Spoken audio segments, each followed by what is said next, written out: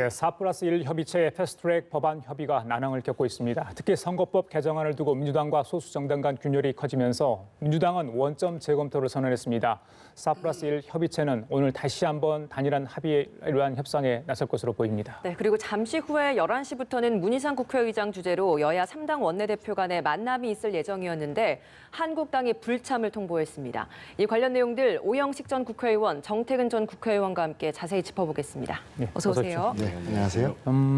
오늘이 16일입니다. 17일 내일이 총선 예비후보 등록 시작되는 날이죠. 그렇습니다. 예, 민주당도 그 날을 굉장히 신경을 썼던 것 같습니다. 그래서 문희상 국회의장도 아마 주말 사이에 많이 협상을 하고 오늘 정도에 뭔가 이루어지길 기대했던 것 같습니다. 그래서 오늘 11시부터 여야 3당 교수단 원내대표가 문희상 국회의장 주재로 만나기로 했는데 방금 우리 김나연 앵커가 이야기한 것처럼 심재철 원내대표가 가지 않겠다 이런 이야기를 했습니다.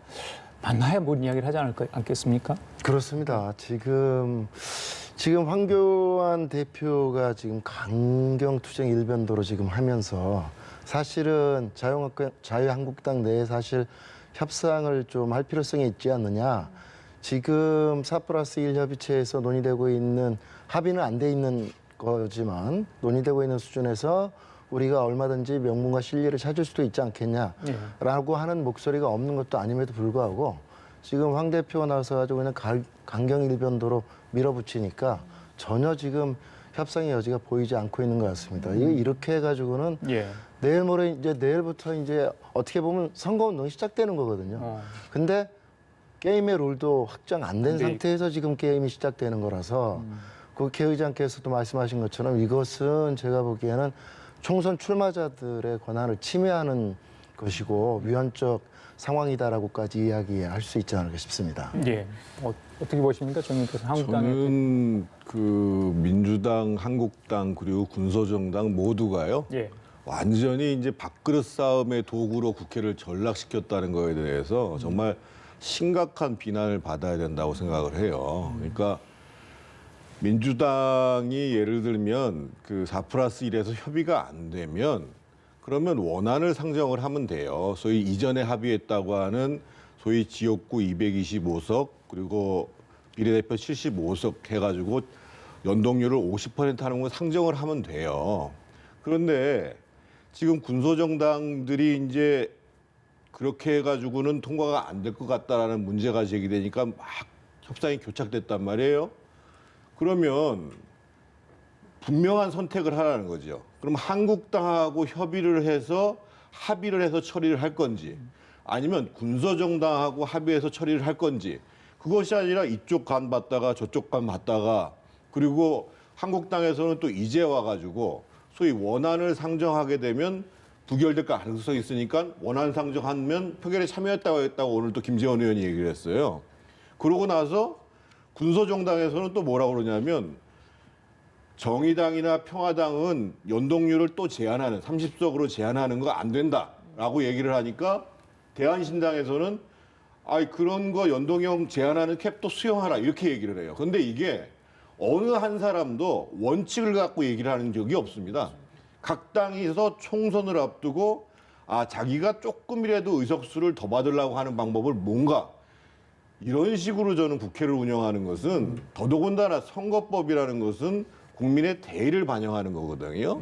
그래서 저는 모든 정당이 비난을 받아야지 마땅하다고 생각을 하고 저는 집권당으로서 민주당이 선택을 하라 이거예요.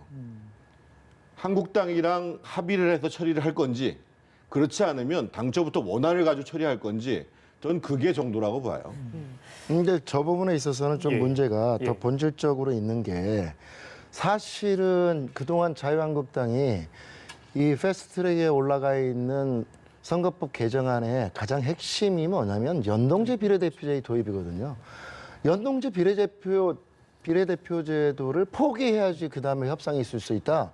이런 입장을 가져왔지 않습니까? 그러니까 어쩔 수 없이 4+1 협의체에서 단일안을 만들어가지고 처리하려고 했던 건데 그것이 앞서 말씀하신 것처럼 또 각 군소 야당의 이해관계가 엇갈리면서 그런데 저희 민주당이 그동안 어떤 입장을 가졌습니까? 일단 4+1 협의체에서 합의안을 만들기 위해서 노력을 하고 그럼에도 불구하고 선거법은 그 자체가 게임의 룰이기 때문에 한국당하고의 마지막 협상의 여지를 열어놓기 위해서라도 지금까지 노력을 했지 않습니까? 지금 한국당의 태도라는 건 4+1 협의체 깨지면 그때 가서 원안 올려놓고 그건 부결될 가능성 많으니까 그때는 우리도 표결할 수도 있지. 그건 누구나 할 수 있는 이야기죠. 네, 제가 한 그렇기 말씀 때문에 안 아니 여쭤볼 수가 잠깐만요. 없는데. 요게 그래서 제가 이렇게 드리고 싶은 말씀은 지금 4+1 협의체에서 논의되고 있는 것도 이게 각 정당이 서로의 이해관계나 당리당략에 의해 가지고 끊임없이 지금 누더기 선거법안을 만들고 예. 있는 거란 말이죠. 그래서 저희 민주당에서 어떻게 보면 최후 통첩을 한 겁니다. 계속 이런 식으로 합의안을 만들지 못하고 각 당이 서로의 자기애만 앞세운다 그러면 그냥 원안대로 표결에 본회의에 상정해서 표결할 수밖에 예. 없다. 네. 이렇게 최후 통첩을 하고 압박을 했습니다. 그러나 어떻든 그 뒤에 공수처법이나 검찰개혁법 이러한 주요 개혁 법안도 4+1의 협조가 필요하기 때문에 저희도 노력할 거고 또 소위 말하는 군소야당도 그러한 측면에서 협조를 얻기 위해서 선거법을 만약에 합의가 안 만들어져서 원안으로 패스트트랙 원안으로 올리게 될 경우 만약에 부결되면 지금 기존 선거법으로 치르게 되거든요. 이거는 최악의 카드이기 때문에 이쪽도 지금 마지막까지 어떠한 형태로든 간에 합의안을 만들기 위한 협상의 끈을 스스로 밝혔다시피 촉구하고 있는 그런 실정이라서 민주당에서는 예. 지금 이야기를 하는 게 정의당이 무리한 요구를 하고 있다라고 이야기를 하고 있지 않습니까? 근데 네. 또 정의당이 주장을 하는 부분은 많이 양보를 했다. 의석수도 사실 그랬고요. 원안보다는 많이 좀 비례대표가 줄었고요. 연동률도 50%로 줄인 것도 정의당이 양보를 한 것이다. 더 어떻게 양보를 하느냐 이런 이야기거든요. 근데 아시겠지만 4+1 협의체를 통해서 그 4개 야당들의 요구나 이해관계들을 최대한 고려하면서 합의안을 만들기 위해서 저희가 많이 노력을 했어요. 그리고 어떻든 13일 날 잠정 단일안이 만들어지지 않았습니까? 그건 뭡니까? 사실 원안이 지역구 225석으로 축소하는 거를 대폭 그 축소의 규모를 줄여버렸지 않습니까? 250석 만들었습니다. 또 그 지금 비례대표 의석이 원래는 75석이어야 되는데 50석으로 줄지 않았습니까? 50석으로 줄었는데 이 상태에서 연동률을 50%로 그대로 둘 경우에는 그러면 각 당이 운영하던 비례대표의 제도의 취지가 완전히 유명무실해질 가능성이 많아요. 예를 들어서 만약에 50석의 연동률 50%를 적용한다 그러면 민주당 같은 경우는 지역구 당선자를 고려할 때 예. 비례 의석이 10석 이내입니다.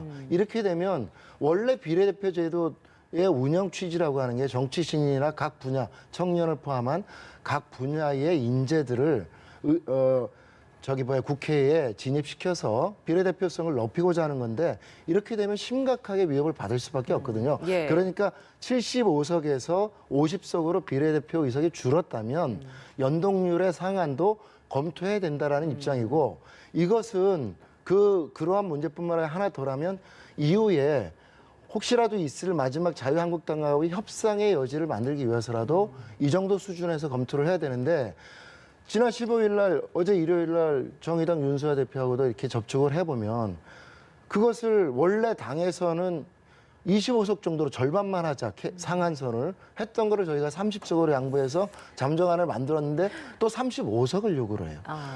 석패율제도 이 폐지 의견이 당내에 사실 많음에도 불구하고 전국 단위로 도입을 하되 권역별로 한 명씩 해서 6명으로 잠정 단일화를 만들었는데 이거를 의총에서 부결시키고 그걸 9석으로 늘려달라. 또 이렇게 계속 이야기하니까 당내에서는 이거 언제까지 정의당이나 대한신당 이러한 야당에 끌려다닐 수 없다. 이제 더 이상 시간이 없으니까 만약에 최대한 원칙을 가지고 합의를 이끌어보되 안 되면 원안으로 본회의에 상정할 수밖에 없다. 이러한 결론을 내리게 된 것이죠. 예. 오이님이 근데 4+1 협의체 지금 이야기를 설명해 주시는 거를 네. 이 방송을 보고 있는 시청자 여러분들이 도대체 무슨 얘기를 하고 있는 제가 건지 그 이해를 질문을 드리려고 할까요? 했어요. 예.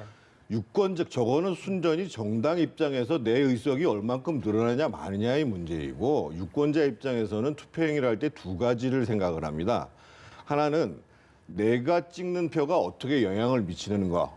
근데 실제로 투표를 했는데도 불구하고 내가 지지하는 것이 당선이 안 됐기 때문에 내가 사표가 되는 것이 아니냐, 의미가 없어지는 표가 아니냐. 이게 사실은 유권자 입장에서 보면 핵심적인 내용이에요. 그런데 지금배로 얘기를 하시게 되면 어떤 문제가 발생을 하게 되냐면 이미 지역구 투표에서는 지난번 20대 총선에서요. 평균 48.9%로 지역구에서 당선이 됐습니다. 그러니까 51%는 의미 없는 표가 됐어요. 그런데 이번에 또 연동형 비례대표제를 하게 되면 어떤 문제가 생기냐면 예를 들면 군소정당에 투표한 표는 의미 있는 표가 되고 큰 정당에 투표한 표는 의미 없는 표가 되는 표가 굉장히 많아져요. 그래서 연동형으로 하더라도 사표라는 것이 뭐 심지어 어떤 사람은 80%라고 그러는데 그건 좀 과장된 얘기고 제가 보기에는 50% 가까이가 의미가 없는 표가 돼요. 그러면 우리가 이제 정치를 논의할 때 크게 두 가지입니다. 하나는 어떻든 유권자가 투표를 했는데 사표를 최대한 줄이자. 이것이 하나가 있고 두 번째로는 그래도 정당의 득표율만큼 의석을 가져가도록 하자. 이게 표의 등가성의 문제입니다. 그러면 사실은 처음에 연동형 문제를 논의하기 전에 그런 사표와 등가성의 문제를 고민했으면 우선적으로 논의할 수 있는 방법이 이전에 노무현 대통령이 얘기했던 중대선거구제 문제입니다. 훨씬 더 사표가 줄어들게 됩니다. 사표가 30% 이내로 줄어들게 됩니다. 그렇지 않으면 지금 얘기하시는 대로 표의 등가성을 최대한 반영한다라고 하면 그냥 연동형 하시라 이거예요. 그래서 처음에 선관위에서 얘기할 때는 지역구를 200석, 비례대표를 100석 이렇게 얘기를 했는데 그나마 그것을 가지고 4+1에서 합의해서 나온 안이 지난번에 패스트트랙에 올린 안이 지역구 225석 거기다가 연동률을 50% 적용시킨 75석을 비례대표로 한다 이거잖아요. 그러면 지금 이 안도 사실은 상당히 원칙을 훼손한 안이고 국민들이 이해할 수가 없는 안이면 그나마 이 합의된 안을 가지고 올려야지 70대대로 이게 통과 안 될 것 같으니까 또 조정하고 이렇게 하면 의석수가 우리는 가지가 없으니까 또 조정하고 이런 것들을 국민들한테 이해해달라고 얘기를 하냐 말이에요. 심지어는 그러니까 자유한국당에서는 우리 위성정당을 만들겠다. 비례대표용 정당을 만들겠다. 도대체 이게 정치냐 말이에요. 그런데 이런 정치가 옳은 데에 있어서 과연 누구의 책임이냐는 거예요. 저는 적어도 협상을 안 한 자유한국당도 책임이 있지만 그나마 민주당에서 선거법을 공수처하고 연계시키지 말고 원하는 대로 바라는 대로 아까 제가 말씀드렸던 것처럼 사표를 줄이고 등가성을 최대한 반영하는 방향으로 가라 이거예요. 그래서 국회에서 표결하면 되잖아요. 예. 왜 그걸 국회에서 밖으로 싸움하는 거 국민이 지켜봐야 되냔 말이에요. 예, 의원님 이야기 듣고 다른 질문 하나 더 드릴게요. 이제 와서 저런 이야기를 하면 정말 적반하장 같은 이야기가 들어요. 그러니까 뭐 우리 저 정태근 패널을 두고 하는 얘기가 아니라 예. 자유한국당이 이제 와서 왜 원칙에 입각해서 하지 않냐? 사실은 그동안 선거제 개혁이라고 하는 건 사실 국민 다수가 여론조사를 통해서도 확인했겠지만 원하는 정치개혁의 중요 의제입니다. 그리고 이러한 우리나라 현행이 어떻게 되어 있습니까? 비례대표 의석하고 지역구 의석하고는 이게 연동이 안 돼 있지 않습니까? 그래서 거대 양당 구조가 양산되는 구조로 되어 있는 거잖아요. 소선거구제에서 단 한 표라도 더 받은 사람은 당선자가 되고 나머지 표는 전부 다 사표가 되는 것을 방지하기 위해서 소위 말하는 비례성을 강화시키고 등가성을 높이기 위해서 도입하는 게 연동제 비례대표제란 말이죠. 그 부분에 대해서 자유한국당이 동의한다 그랬으면 그것을 전제로 해서 이야기하죠. 근데 지금 대원칙이 뭡니까? 그 연동제 비례대표제 받을 수 없다. 그거를 포기 선언을 해라. 예. 그래야 협상을 할 수 있다. 그런데 그 다음에 무슨 이야기가 의미가 있겠습니까? 알겠습니다. 두 번째 제가 드리고 싶은 말씀은 연동제를 도입하는데 연동제를 도입해서 기존에 우리 민주당의 입장에서 보면요. 그러한 당리당략적 관점에서만 보면 연동제 도입하는 게 오히려 저희들한테는 손해입니다. 그거를 감수하고 지금 4+1에서 각 정당 간의 합의를 이끌어내기 위해서 하는 거 아닙니까? 예. 그리고 거기에 하나 덧붙여서 계속적으로 협상은 안 하고 단발, 삭발, 농성, 뭐 단식 이것만 일관하고 있는 자유한국당에게도 마지막으로 협상을 하자라고 이야기를 열어놓고 있는데 그러면 거기서 우리가 처음 출발할 때 가졌던 그런 원칙들을 100% 지켜내지 못하는 게 현실 정치 아닙니까? 예. 저희가 그것을 요번에 정의당이나 대한신당이나 바른미래당에 이야기를 한 겁니다. 예, 알겠습니다. 어떻게 다 한 송이라도 더 가지려고 본인들 입장만 내세우냐. 예. 현실적인 합의점을 찾아서 연동제 비례대표제라고 하는 큰 의미 있는 제도 도입 예. 이거를 확실히 좀 살릴 수 있도록 하자. 의원님 이런 것이 좀 지금까지 강하다고 출연하셔가지고 이렇게 크게 목소리 내신 적 없었는데 그만큼 많이 답답하신 것 같아요. 예, 여기도 분위기를 두 분께서 좀 강하게 좀 전달해 주셨고 이 이야기 꼭 하고 싶어요. 이 한국당이 이야기했던 그 임시 회기 결정 안건에 대한 네. 필리버스터 신청 문제. 오늘 아마 심재철 원내대표가 이 삼당 교수단체 원내대표 회동에 가지 않은 이유가 그 부분도 조금 불만스러운 부분이 분명히 있기 때문에 문희상 국회의장과 전혀 다른 이야기를 하고 있지 않습니까? 그 부분은 어떻게 해석을 해야 되는 게 맞습니까? 국회법상으로는 필리버스터가 가능하도록 되어 있습니다. 그러니까 국회법의 미비사항이라고 봐야죠. 그러니까 국회법 106조 2항에 보면 본회의에 부의된 안건에 대해서 사전에 신청을 하게 되면 가능하게 돼 있고 유일하게 제한 규정이 있는 것을 제외하고는 할 수 있도록 돼 있어요. 제한 규정이라는 게 소위 예산안과 예산 부수 법안에 대한 거거든요. 그래서 이거는 사실은 국회법 미비 조항이어가지고 실제로 이제 그 강창희 의장이 있었을 때 통합진보당에서 이석기 그 석방동 그 구속동의안 체포동의안 문제와 관련해서 회기 문제를 가지고 통합진보당에서 그러니까 지금 정의당의 전신인 통합진보당에서 회기 문제를 가지고 토론을 한 적이 있죠. 근데 현실적으로는 제가 봤을 때 오늘 지금 자유한국당이 보여주는 모습은 일단 4+1이 기존의 원안의 선거법을 가져오면 우리 표결 들어갈 수도 있다라고 얘기를 하는 걸 봐서는 예. 회기를 가지고 필리버스터를 하지는 않을 것 같고 다만 지금 이제 또 그 4+1 협의체에서 이제 뭐 정의당에서 이번 21대 선거에 한해서 소위 연동률을 제한하는 것들만 하면 또 받아줄 수 있다 이런 얘기를 하고 있기 때문에 아마 이제 그 필리버스터를 할지 안 할지의 문제는 회기 문제를 가지고는 그 오늘 협상 결과에 따라서 달라질 텐데 제가 드리고 싶은 말씀은 이겁니다. 정상적으로 회기를 30일까지 한다고 하더라도 선거법도 그렇고 공수처법도 통과시킬 수 있습니다. 왜냐하면 이번 회기는 어떻든 다음 달 11일을 넘어갈 수가 없어요. 그러면 다음 달에 또 11일 날 임시국회를 소집하면 그거는 2월 임시국회가 있기 때문에 어떻든 1월 말로 종료가 됩니다.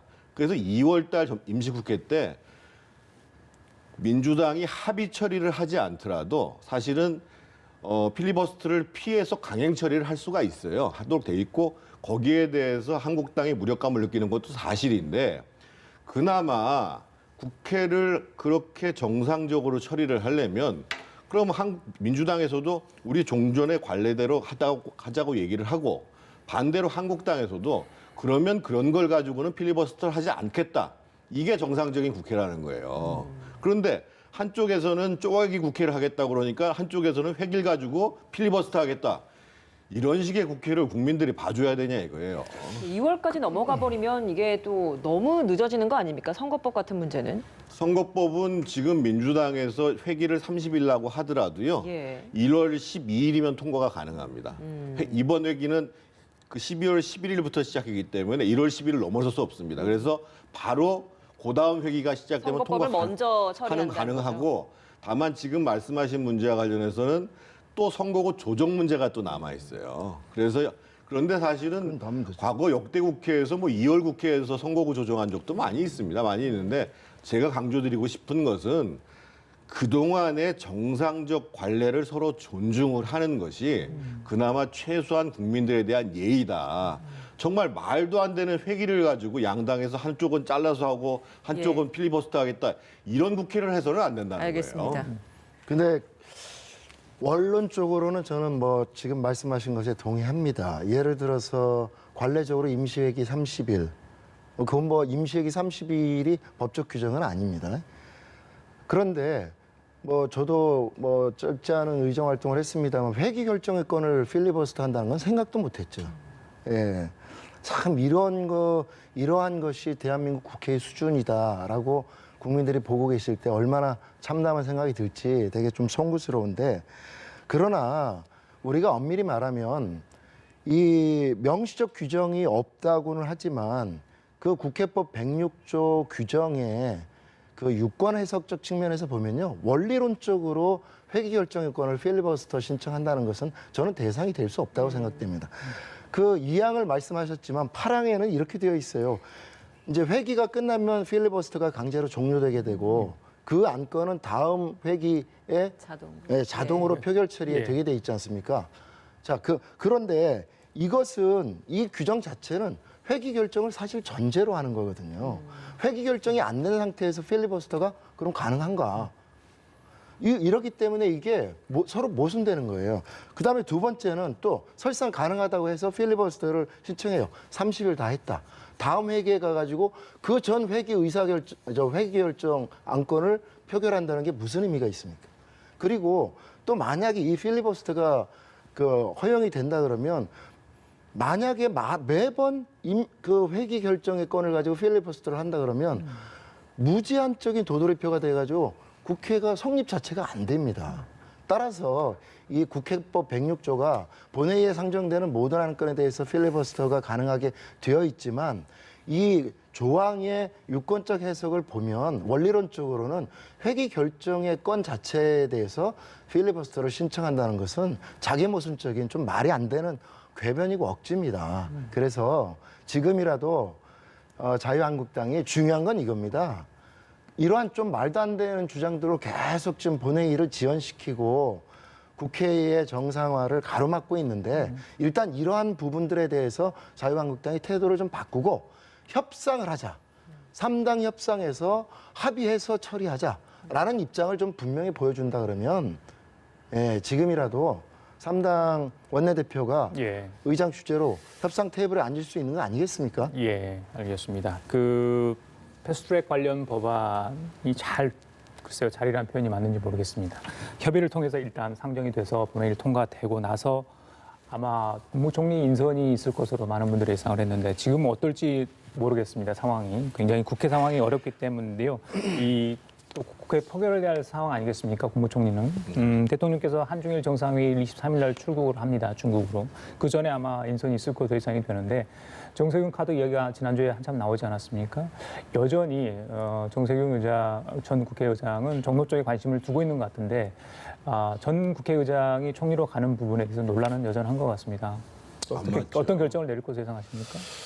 물론 정세균 의장님도 고민이 많으시겠습니다만 이것은 이제 개인의 문제가 아니라 헌법 정신의 문제입니다. 그러니까 개인이 무슨 권력 서열 2위에 있다가 5위로 내려가는 이런 문제가 아니라 우리의 헌법이 의미하고 있는 것은 소위 이제 이 행정부, 대통령 권력을 입법부가 견제하는 역할을 하고 있거든요.